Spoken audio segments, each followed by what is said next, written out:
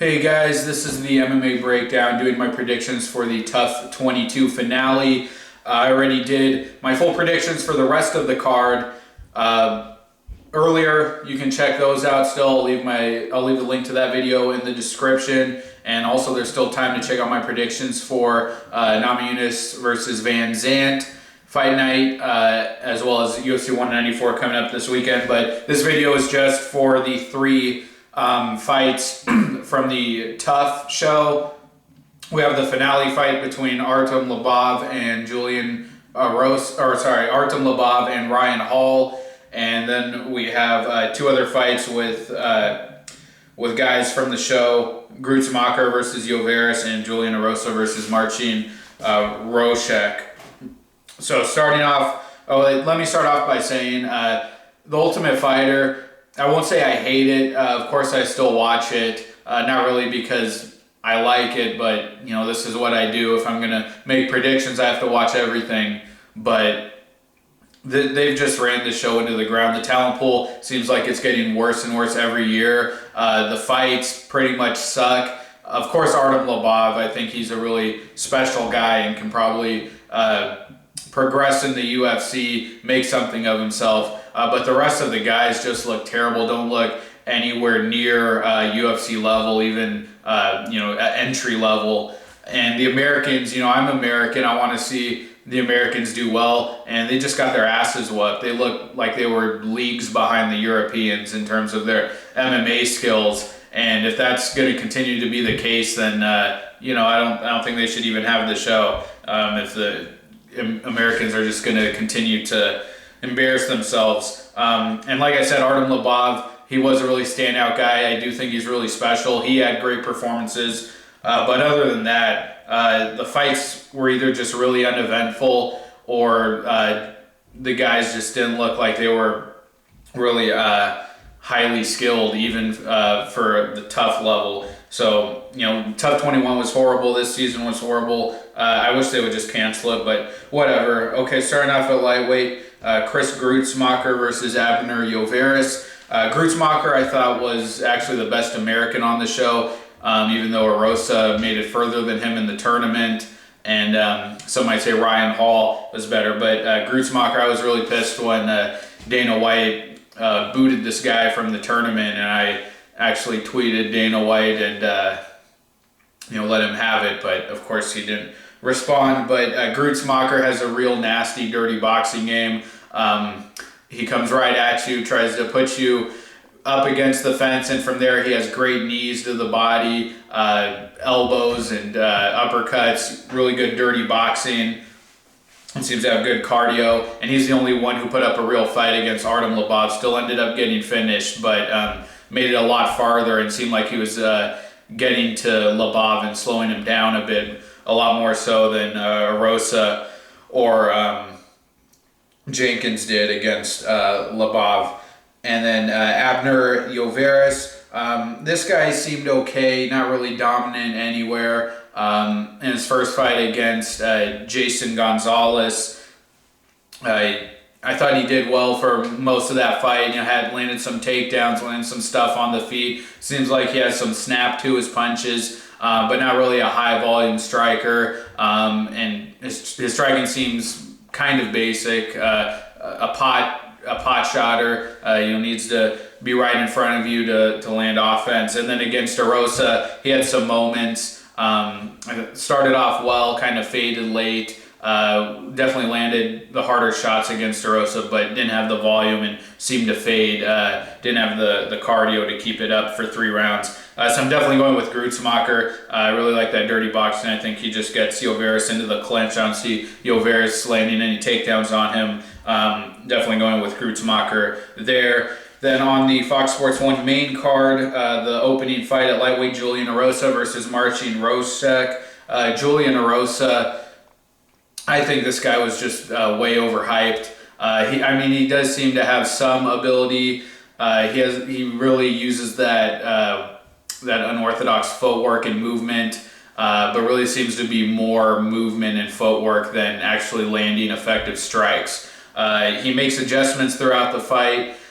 Did that in the Lloveras fight, which I just talked about. I thought he seemed kind of frustrated early, and then as the fight went on, made the adjustments, started to land more in the striking. The movement started to be effective. But then his first fight with, it was one of the European guys, I don't remember. That was a very uneventful fight. He's just kind of standing out there at range, landing a shot here and there. Uses his length semi-well.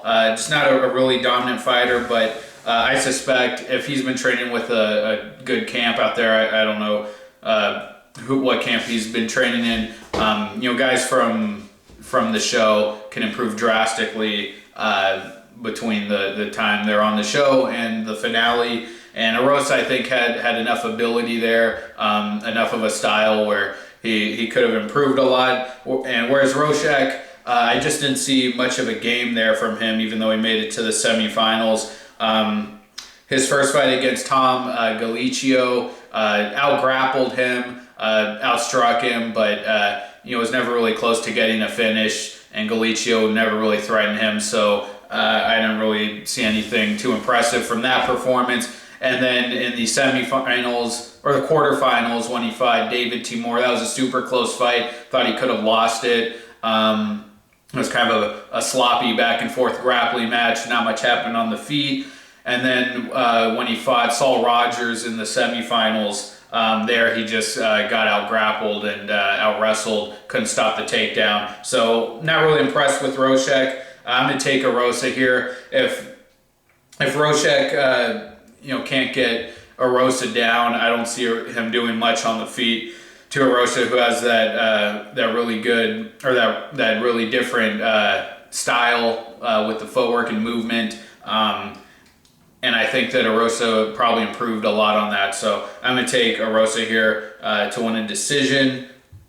And then the finale fight, which is the co-main event at lightweight, Artem Lobov versus Ryan Hall.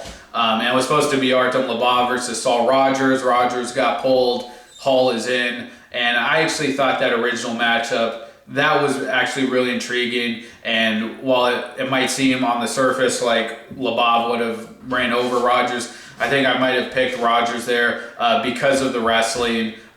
He was a really effective takedown guy, was able to dominate guys with his takedowns, and was athletic and strong on the ground, had good control. I thought he had a chance of exposing Lobov there. And Hall, while he's very dangerous on the ground, a jiu-jitsu specialist, he doesn't have the ability to get it to the ground like Rogers does. So this fight I see as a complete wash, actually. I think Lobov is going to wreck Ryan Hall on the feet. I mean, if Ryan Hall couldn't take down Rogers, if he couldn't do anything to him on the feet in that fight, and he did get dropped in that fight at one point, I don't see what he's going to have for Lobov.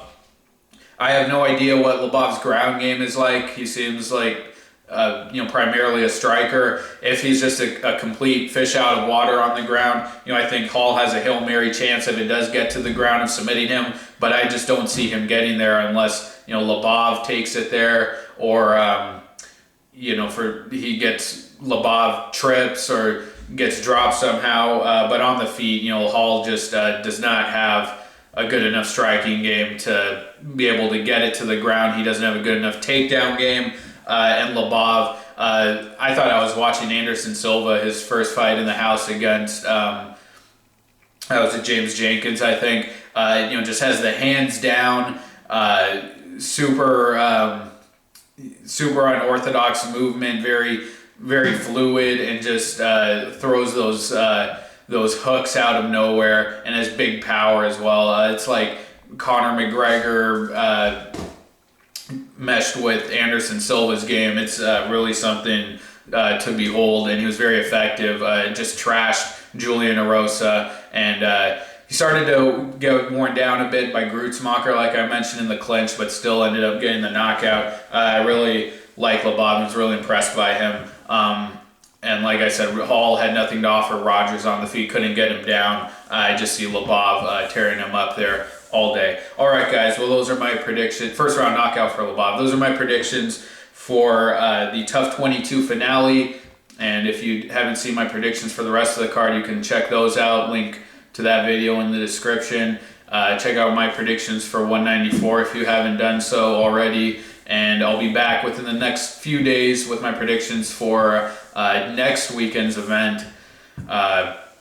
Dos Anjos versus Cerrone. And then after that, we have the New Year's show, 195. And I probably won't get around to predictions for those until after Cerrone versus Dos Anjos. So thanks, guys. Take care, and I'll see you next time.